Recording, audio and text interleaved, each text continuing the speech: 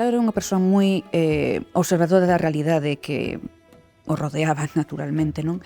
E era unha persoa moi concienciada do que destilaba esa realidade e naturalmente todas as persoas que estaban ao seu arredor, é dicir, Castelao foi unha persoa que tivo consigo a políticos, a outros artistas, a estetas, a escritores, a investigadores, a institucións, é dicir, ademais é unha persoa que nese sentido, ademais, vese moito na prensa as dinámicas que estaban establecidas, é dicir, realmente non se entendía a cultura como algo de vitrina, non se entendía a política como algo de vitrina, é dicir, algo de ver pero no tocar, é dicir, non, era unha cuestión viva, é dicir, algo que tiña que estar en constante contacto coas persoas, a arte estar en contacto coas persoas, a cultura estar en contacto coas persoas, porque é o que realmente lle dá sentido. El, como todos os demais, entendía esta capacidade de utilidade no sentido de ser representativo, pero tamén do sentido comunicativo, de captar a imaginación, de captar as ideas, de captar o espírito. Creo que a maior proba do seu éxito está en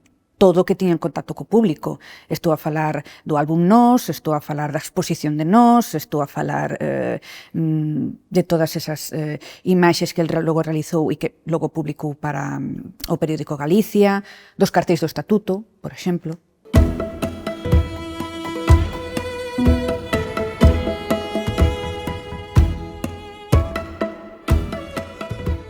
Dous cartéis de Castelao tiñan precedentes, é dicir, se lograron ter toda a trascendencia que tiveron tamén foi porque formaban parte dunha longa serie que Castelao xa fixera anteriormente dese tipo de imaxes, tanto o da vaca como o de para que a nosa terra sexa nosa, botado o estatuto. A da vaca aparecer en Galicia e a outra aparecerá no álbum Nós. É dicir, estáse a falar de dúas imaxes que eran moi recoñecibles e moi recoñecidas e que a cala xente se sentía moi identificada. Primeiro porque xa coñecían ben pola exposición que xa houbera do álbum Nós.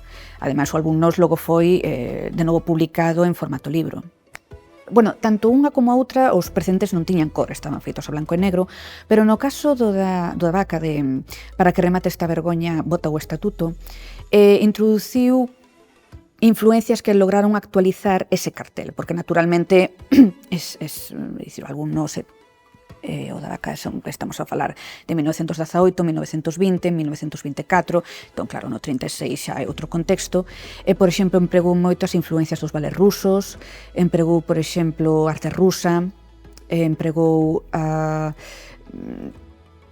moitas cuestións que estaban dentro do que é a publicidade europea, e eses cartéis de feito son moi impactantes, é dicir, un deles de feito, o da vaca, por exemplo, colle moitas influencias da pintura flamenca, colle cousas de Bruegel, pero ao mesmo tempo colle todas esas cuestións, non, por exemplo, de escenógrafos como Roerich. Entón, aí hai un núcleo moi interesante de cuestións que están actualizadas, pero ao mesmo tempo que veñen de atrás.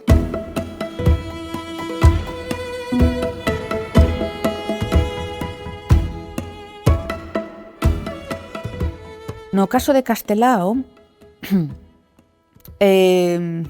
colleu moitísimo da arte medieval, colleu moitísimo, sobre todo, do gótico, dos flamencos,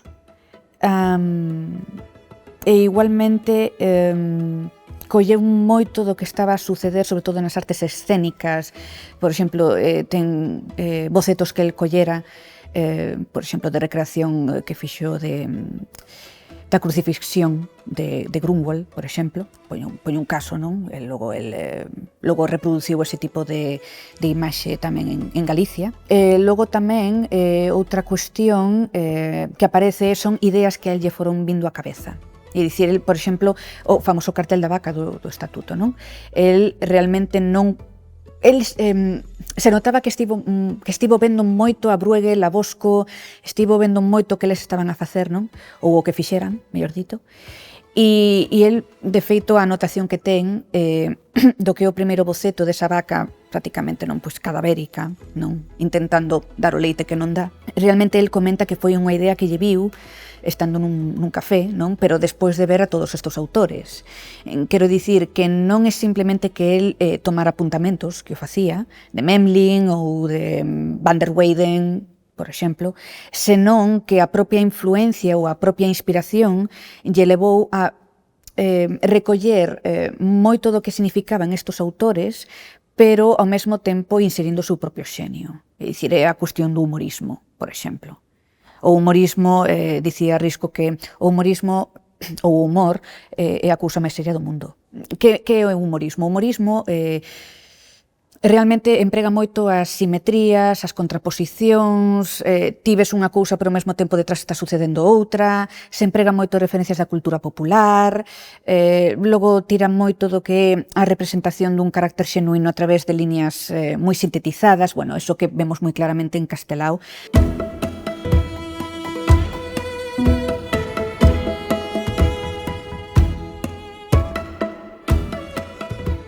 Existe esa intelixencia artística á hora de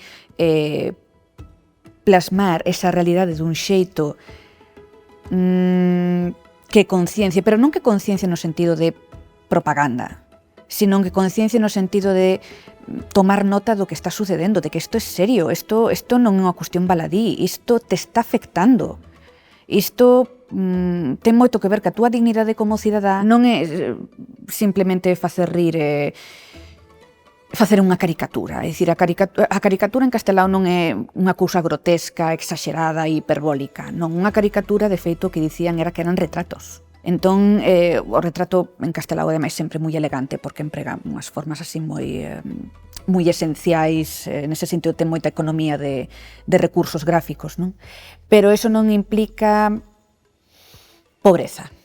Nunca hai que asimilar unha elegancia sinxela coa pobreza. Castelao ten un sentido do bo gusto, pero precisamente porque ten un sentido do ritmo, ten un sentido da armonía, ten un sentido do cromatismo, pero tamén porque ten unha personalidade por detrás que é o que o fai vibrante.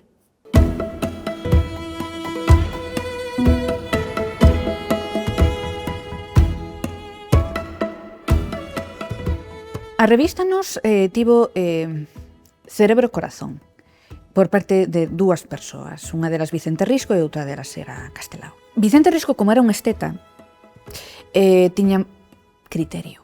Tiña coñecementos, valoraba moitísimo a Castelao como artista, como intelectual, como político, como pensador, como creador, como persoa, por suposto. E o interesante da revista Nos era, por unha parte, que a nivel estético empregaba moito a cor. É dicir, nós agora mesmo estamos acostumados a ver a revista Nos en blanco e negro polo facsímile, pero originalmente, e isto se pode ver, por exemplo, na Galiciana, estaba toda impresa en cor, tanto interior como exterior.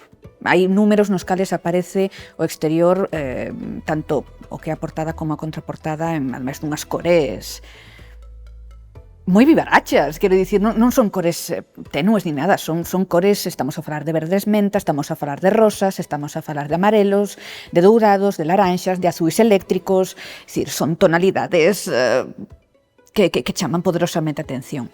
Vese que naturalmente se pensaba nun diseño gráfico totalmente moderno, cunha personalidade, cun carácter, con algo representativo, pero ao mesmo tempo que resultara moi atractivo, porque naturalmente vivimos nunha época visual, non é algo de hoxe, realmente dende o nacemento do ser humano o visual foi imprescindible. Se trataba de ter unha imaxe maxestuosa, solemne, comunicara ou trasladara pois todo o que viña a ser a revista.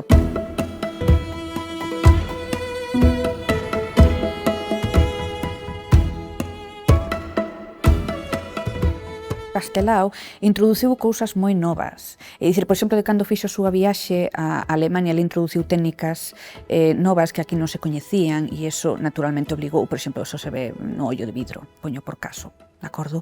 Que bebe moito romanticismo negro. Pero quero dicir con isto que Castelao, precisamente por todas esas innovacións que tivo a nivel estético, artístico, político, intelectual, se lle pode sacar moito máis partido. Hoxe en día que as posibilidades que existen, pois se pode abrir novas facetas, realmente. A cuestión é investigar. E sobre todo tamén, pois, comezar a ver todo dun xeito moito máis interconectado, dicir, non son artistas aillados en si mesmos. Era un grupo que funcionaba con unha sinerxia entre uns e os outros. Entón, no feito de aillalos ou no feito de condicionar as súas influencias, o que se está facendo realmente é mutilar o alcance que tiveron uns sobre os outros. Entón, unha maneira de enriquecer estas figuras é realmente devolvéndoas aos eilleis, devolvéndoas ao contexto no cal pertenecían. Pertenecían en Europa, pertenecían no mundo, pertenecían no seu ámbito familiar, no seu ámbito de colaboradores, ou de compañeiros, ou de amigos, ou das viaxes que facían. E é unha maneira tamén, nese sentido, pois de ver por que hoxe en día seguen sendo tan vixentes. Por que?